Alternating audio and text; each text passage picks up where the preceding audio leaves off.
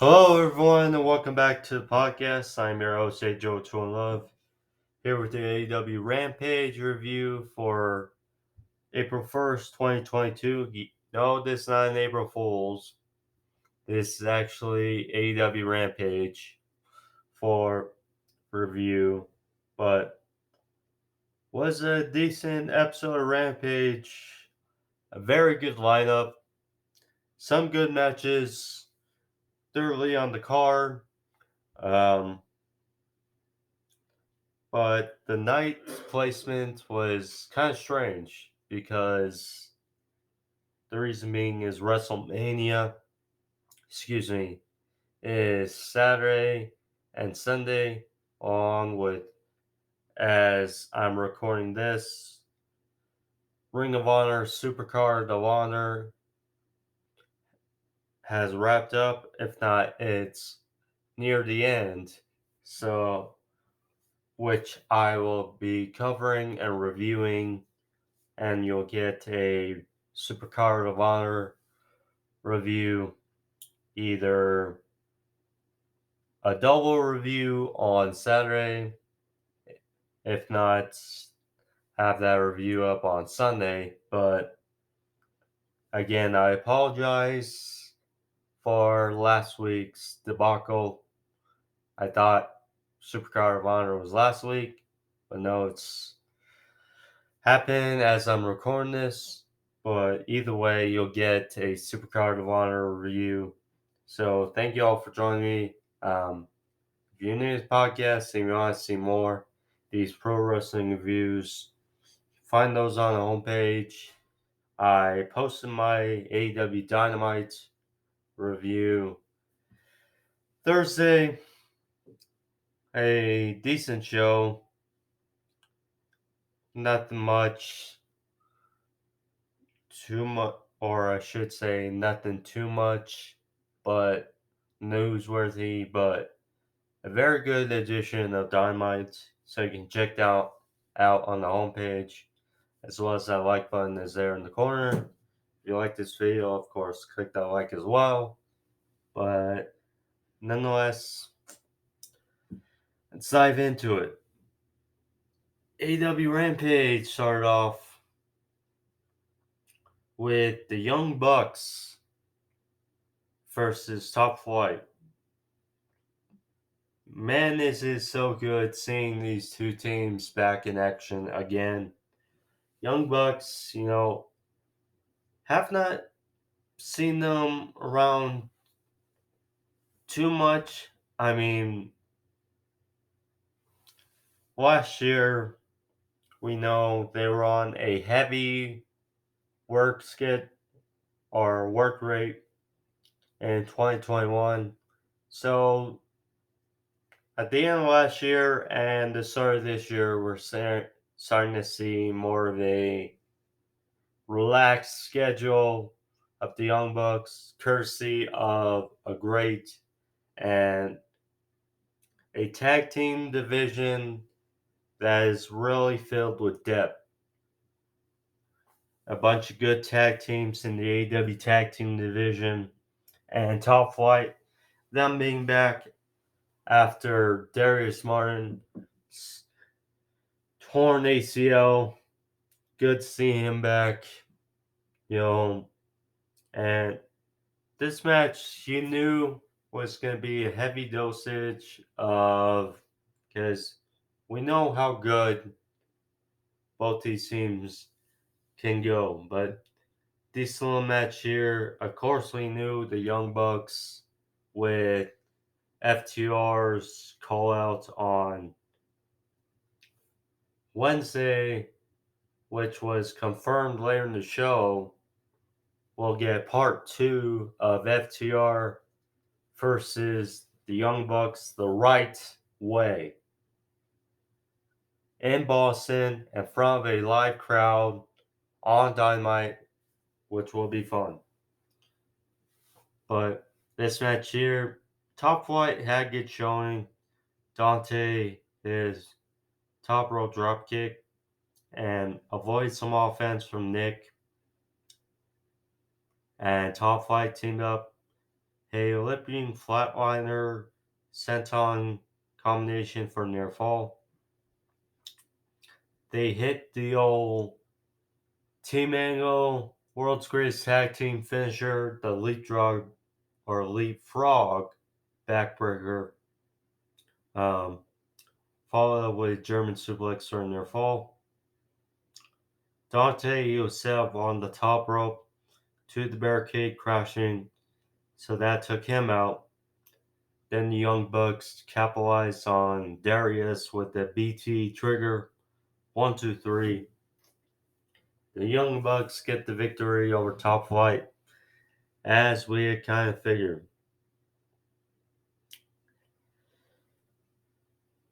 Next, we had the world's or wrestling's almost greatest villain, Dan Lambert. Dan Lambert. He was out there with the Man of the Year and Paige Van Zandt. You know, they were talking and bickering over the lack of attention the TNT title has been given, and they floundered over Ty Conti and Sammy Guevara, their relationship, and talked about some of the photos on Twitter and online, and said that talked about their whole Ice Skull Prom King and Prom King gimmick, and how they'll never get their match with Man of the Year and Paige Van Zandt. So all of a sudden we hear Sammy Guevara over the big screen. He was outside with Ty Conti. They had sledgehammers. And they messed up Dan Lambert's quote unquote car with these sledgehammers, busting the windshields, busting the windows, it all denting the car. And Sammy Guevara spray painted across the hood, beat mad. Now, for those who have viewed the, I would say,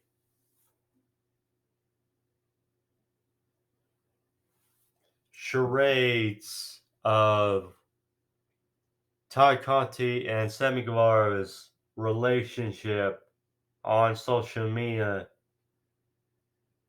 you'll find in most of the captions they say, be mad. So it seems like,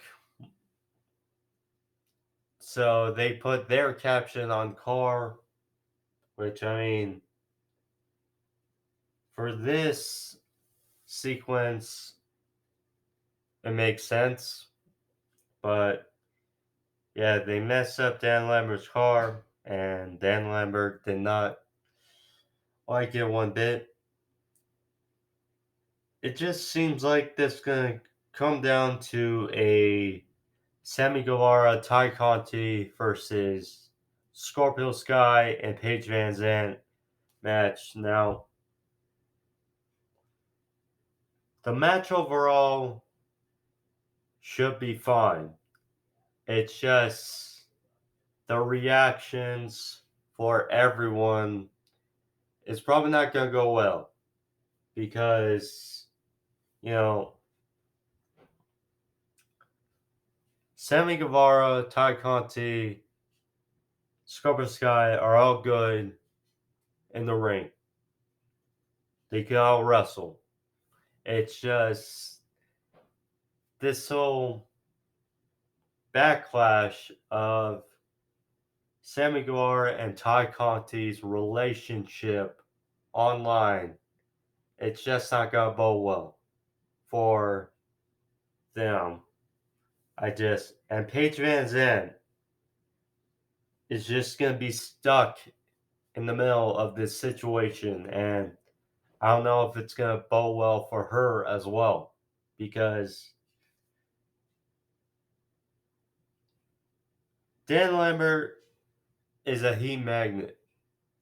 Paige Van Zandt, as a heel, is gonna work well, but against Sammy Guevara and Ty Conti, oh well, just not gonna bode well for all parties. Hook, he was backstage. Yes, Hook was on AEW Rampage for everyone that loves Hook. He was backstage with Tony Schiavone. Hook did not speak. He was interrupted by Danhausen. Danhausen did not take too kindly to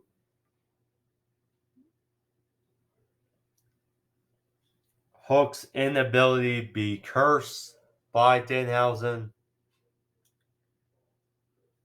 So he tried again to curse him. Did not work. I'm curious if we're going to get just how this builds. If we're going to get some type of Hook Danhausen affiliation, whether it's a match, something, but both are over. Both are over. There's no question. So we'll see. So we got the House of Black versus Fuego del Sol and the Dark Order.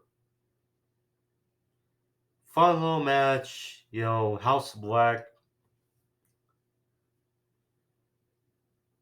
They got the best entrance right now for me in AEW. Just whenever I watch it, it's just wow. Just great entrance, the way the music, the lighting, just everything. Just great to see. This match kind of went down how we thought. Fuego was getting beat down early on. Hit a hot tag to Stu Grayson. Stu Grayson, Evil Uno are great as a tag team.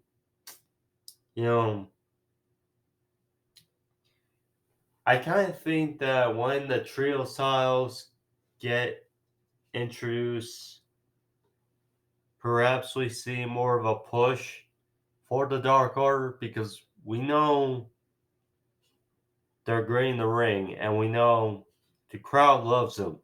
So we'll see. But Stu ran rough while he dropped Matthews, or actually Matthews was dropped to the outside by Uno. They hit a sit-out powerbomb on Black for a near fall.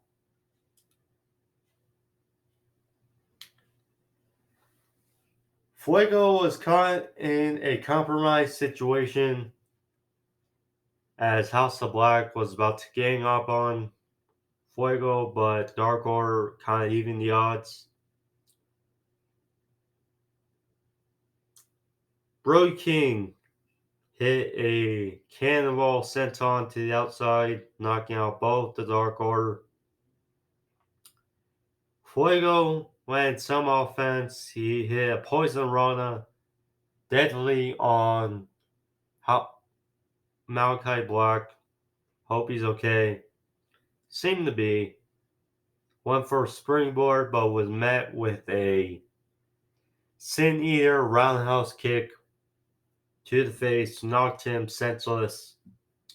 1, 2, 3, and the house wins again.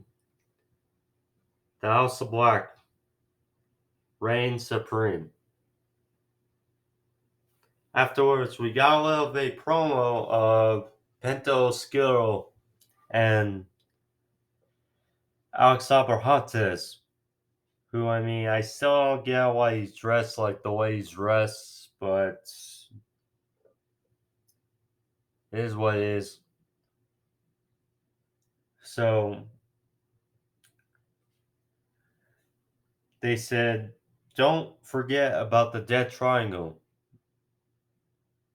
Hence, Phoenix should be ready to come back soon. I mean, unfortunately, he dislocated his shoulder in that match for Jurassic Express. So, I mean, he should be gearing towards a comeback soon. And Pac, I mean, it's so strange with Pac because of travel issues, living in the UK. I mean, he's here for a bit and then he's off TV for a bunch of weeks and then he's back and then he's not. So, I mean, we'll see. So we got the Young Bucks backstage drooling over their accomplishments and responded to FTR's challenge, announced that it'll be Young Bucks FTR Part 2 on Dynamite Wednesday in Boston. Should be fun. For the AAA Mega Tag Team titles. Now, depending on what happens at Supercard of Honor between FTR and the Briscoes, the Bucks could be facing the Ring of Honor Tag Team Champions as well. So that's something to keep in mind. But because the Bucks tweeted the other day that they are scheduled to be in AAA Mania on the 30th of April. So, and they promise to have the belts with them when they do. So, Bucks versus FTR on Wednesday. May it happen, may it happen. But either way, it's going to be a fun match. Also, we got Adam Cole. We're getting Adam Cole versus Christian Cage on Dynamite as well. So Dynamite's shaping up to be one heck of an episode again. Skye Blue next versus Jamie Hayter. Owen Hart Cup qualifier. This was, Jamie Hayter's great. Skye Blue, I've been hearing the reports and seeing the clips from Dark. She's getting more and more time on Dark.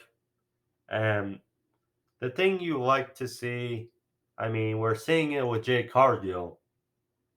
You want to see improvement of the young, not just men, but women in AEW. Skye Blue, both the ladies have a great look. Skye, I think, needs more time and perhaps needs a gimmick around her, but still, we knew where this match was headed. Blue hit a flurry of pins on Hayter. Hit Enziguri for a near fall. But Good sequence for Hayter to end the match. She hit a superplex, followed a brainbuster, and then a ripcord lariat for the win. Jamie Hayter gets victory over Skye Blue, and she's the second to qualify for the Owen Hart Cup tournament of the women, with Tony Storm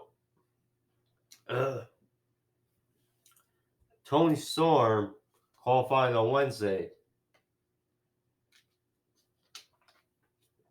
So, first two qualifiers for the tournament. Main event between Powerhouse Hobbs and Keith Lee. This match, apart from the build, which, this match was intriguing. Two big, athletic, big guys, both trying to make a name for themselves in AEW. Of course, Lee has quite a bit of a name since coming over from WWE. Hobbs, we know, is, he's good, but he still needs like a couple years to be that top guy in AEW. And this match was okay. I mean, it's it's the dynamic between two big guys, but nonetheless, it worked. And the outcome, I was a little about, but the post match, made it seem a little okay. So, of course, both big guys trying to make a feat of strength, so both collide with each other in the middle of the ring, none budge until Lee pretty much knocked Hobbs to the outside, which really opened up the match to a T. So, Hobbs was being down on Lee, went for some cross arms or cross faces. Lee, you could see it. I mean, Keith Lee knocked the sweat off Hobbs. Just it's not as brutal as a Walter. Yes, I'm calling a Walter, not Gunther. That's a dumb name. I still don't know why they named him, but Walter. His chops are the best in the business. Wasn't quite a Walter chop, but still brutal. So, he had a lariat on Hobbs for a near fall. Hobbs, this was impressive because Keith Lee's 350 pounds? He hit a power slam on Lee for a near fall. Lee really got going. He hurled Hobbs, who's nearly 300 pounds, hurled him across the ring like he was some slouch. So finally, Team Taz, Starks and Taz, they were on commentary. They had seen enough. Starks sprung a chair, tried to even the odds, but kind of a little strange because the referee was looking right at him. Lee punched the chair away. Same with Taz, but Swerve Strickland, he came down to try to even the odds. Hobbs hit a big spine buster on Lee, but the referee was distracted with what was going on at ringside. So no one was there to make the count. Then finally, I don't know how Ricky Starks got busted open. You could tell the cut was brutal, like right over his eyebrow. But so Keith Lee hit the fireman's carry into Power Slam. Big Bang Catastrophe. I still don't know if they're using a different name, but nonetheless, Lee won 1, 2, 3. Afterwards, Ricky Starks, he hit the Rochambeau to swerve through the commentary, or excuse me, the timekeeper's table at ringside, taking him out. Then they brought a table in the middle of the ring, and Hobbs speared Keith Lee through this table, set up in the corner. Hobbs standing over Keith Lee as Rampage went off the air. Good stuff, Again, the ending I was iffy about, but pretty much the ending, the way it seems, is they're parlaying this into a tag team match, a future tag team match between Starks and Hobbs versus Keith Lee and Swerve, which will be fun. Will be fun. And perhaps the heels really get their due. Although it kind of puts them in a pickle because, you know,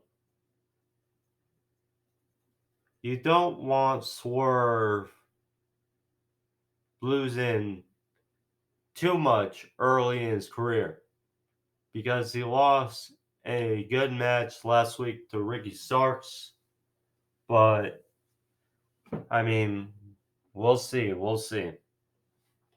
But, solid episode of Rampage. Nothing much. But, of course, the 1 hour did well.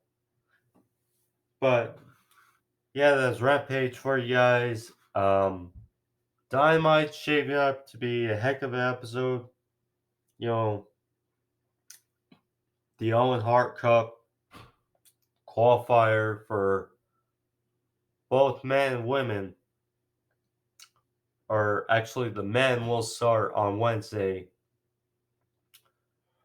The women's will continue. So there's that to look forward to. Got the tables match between Hardy's Butcher and Blade, Adam Cole versus Christian Cage. The Young Bucks versus FTR. That's going to be fun as well. So thank you all for joining me again. Supercard of Honor pay-per-view review to look forward to later this weekend as well. So look that up in your descriptions. But my first Ring of Honor review on the podcast. So look forward to that along with the reviews next week. But thank you all. Be safe. I made Joe to love. Peace.